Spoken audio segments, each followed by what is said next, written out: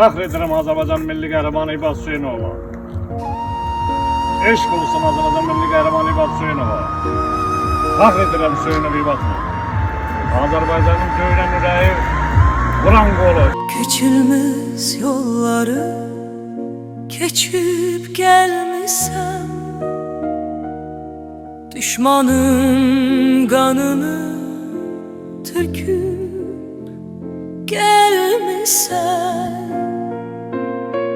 Kişilik məktəbin keçib gəlmisən, adın dillərdə yaşayır ibad.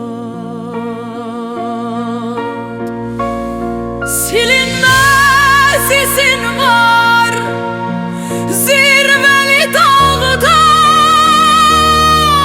bunu mahvettin esil sınakta. Cennet sayılan esil Qarabağda, gözlerim axtarır arayı